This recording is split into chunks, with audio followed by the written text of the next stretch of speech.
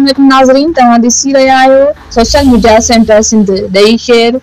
RH अस्पताल में ambulance driver ते कातलाणो हमलो स्टाफ जो एहतजाज ॾई खां report team human rights Pakistan media coordinator Badin Ali Ghulam Khoso social media center Sindh अज RHC ॾई रूरल हेल्थ सेंटर ॾई में नेशनल प्रोग्राम जो एम्बुलेंस ड्राइवर मोहम्मद अशरफ खोसो ते कातलाणो हमलो कयो जंहिं बाद अस्पताल जो सॼो स्टाफ सरापा एहतजाज बणिजी वियो हमले जो इल्ज़ाम हथियारबंद रमज़ान खोसो ऐं गुज़ार खोसो वल्द अहमद खोसो ते लॻायो वियो आहे जिन मुबीना तौर ते अशरफ खोसो ते अस्पताल जे अहाते में हमलो कयो वाक़ियो सख़्त इंसानी हक़नि जी लताड़ ऐं जोगी दहशतगर्दी करार ॾिनो वियो आहे एहतजाज कंदड़ में MO डॉक्टर जीवत राम HT मुमताज जवार इरफान अली जवार गुलाम कुबरिया गुलाम मुस्तफा जमाली मोहम्मद असमान खोसो ॿिया शामिल हुआ एहतजाज दौरान ॻाल्हाईंदे टीम ह्यूमन राइट्स पाकिस्तान जे मीडिया कोऑर्डिनेटर अली गुलाम खोसो मुतालबो कयो त हीउ वाक़ियो सेहत खाते जे अमलदारनि जे तहफ़्फ़ुज़ ते वॾा सवाल उथारे थो एहतजाज कंदड़ ख़बरदार कयो आहे जेकॾहिं कार्रवाई न कई वई त एहतजाज जो दाइरो वधायो वेंदो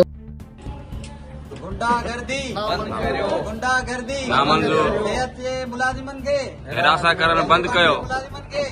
करण बंद कयो नामंजूर नामंजूर अशरफ खोसे सां इंसाफ कयो ॾाढे जिबर आहे अंदाज़ो लगायो मुलाजिम सेहत जा पंहिंजी चौधरी अस्पताल जी चौधरी में के गुंडा अचन था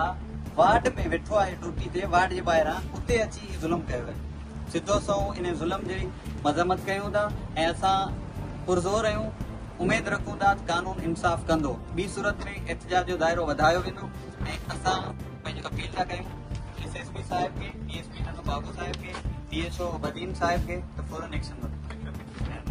अस्सलाम वालेकुम team human rights Pakistan media coordinator Badin Ali Ghulam Khoso Ashraf Khoso सां जेको हीउ मामिलो थियो अस्पताल जे अंदरि सख़्त लफ़्ज़नि में जेका मज़म्मत कयूं था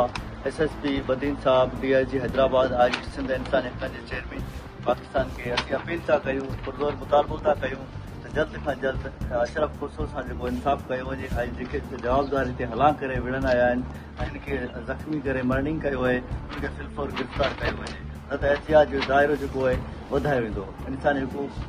आलमी इदारा पाकिस्तान जिंदाबाद पाकिस्तान आलमी जिंदाबाद।